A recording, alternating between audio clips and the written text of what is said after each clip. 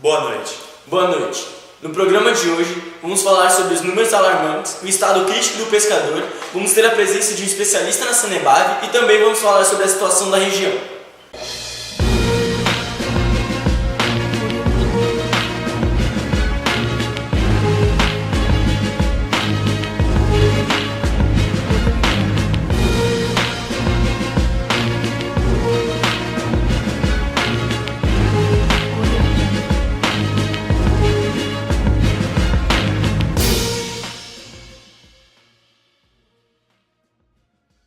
Poluição hídrica corresponde ao processo de poluição, contaminação ou deposição de rejeitos na água dos rios, lagos, córregos, nascentes, além de mares e oceanos.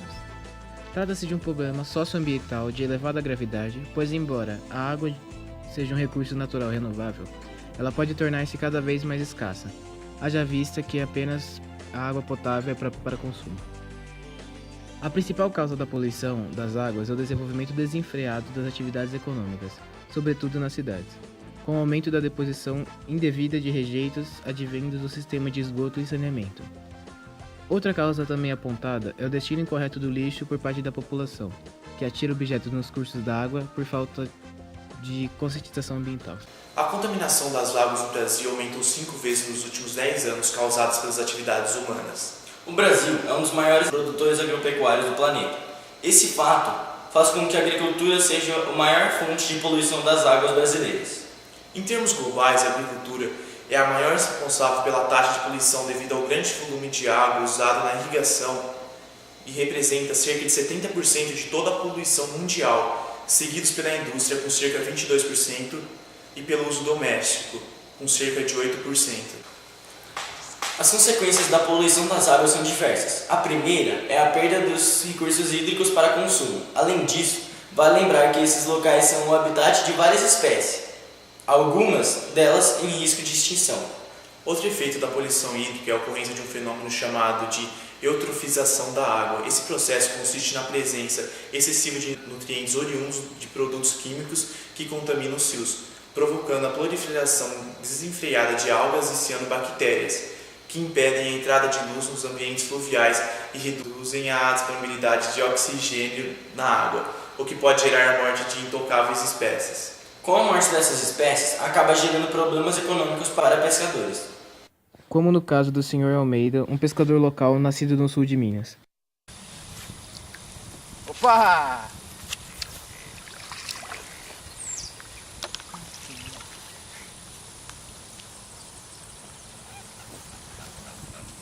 Antes de jogar contaminante no lago, era peixe.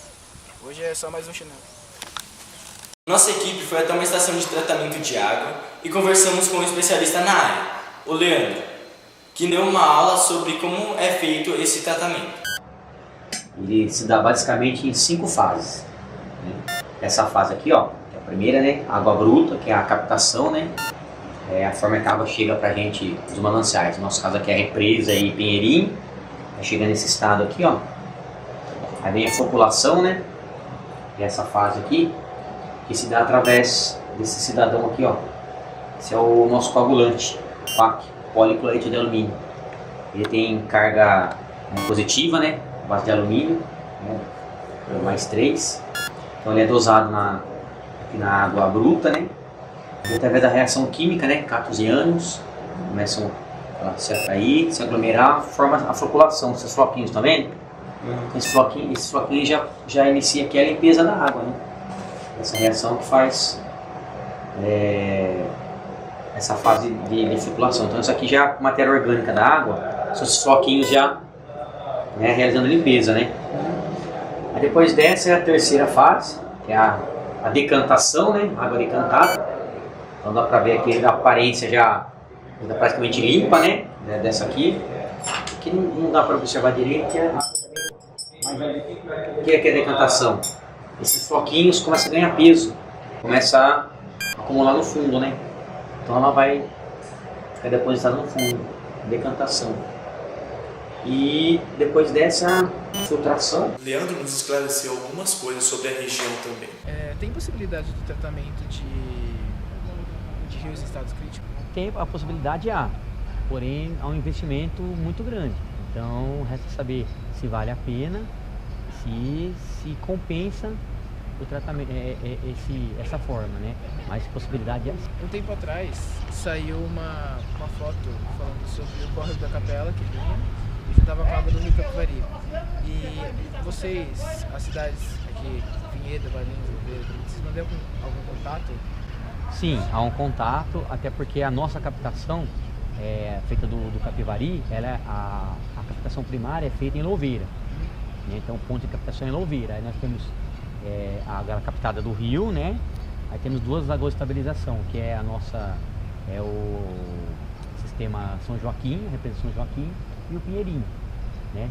Mas tem esse controle, até porque quando a gente capta em Louveira, temos que pegar a água, uma qualidade boa de lá. E após o nosso trabalho também, o nosso processo, o Valinhos também capta da mesma água. Então tem que ter essa interação para todo mundo para ninguém ser prejudicado. Quais são os rios usados na distribuição de água em Vinhedo? Entendi. Os rios usados na distribuição de água em Vinhedo. Aqui nós temos mananciais.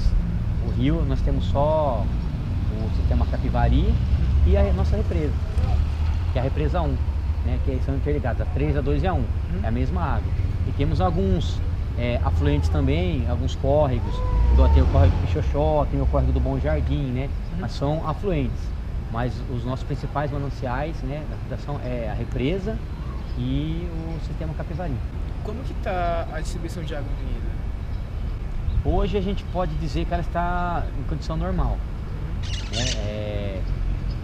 Pelo fato de ser tempo de estiagem, não houve estiagem, choveu bastante, então nossos níveis de reserva estão bons. Então hoje está considerado normal para bom. Obrigado. De nada. É necessário que todos tenham a consciência de que poluir a água ou desperdiçá-la é um crime contra a humanidade de hoje e a futura. Talvez as gerações futuras consigam inventar ou aprimorar o processo de dessalinização das águas dos mares e torná-la própria ao consumo humano. Enquanto isso não acontece, contribua para a preservação do bem mais valioso da Terra, a água. Para combater a poluição das águas, é preciso intensificar as campanhas de conscientização ambiental, promover medidas de controle e fiscalização, além de se realizar o correto manejo dos resíduos sólidos e o tratamento da água. É necessário, pois, que sejam adotadas medidas sustentáveis, sobretudo no sentido de garantir esse e outros recursos naturais para as gerações futuras. Nossa equipe agradece a sua atenção e agradecemos a presença de Leandro, que cedeu o seu tempo para nos mostrar o funcionamento de uma estação de tratamento. Muito obrigado. Por hoje é só, pessoal. Nós se vê por aí.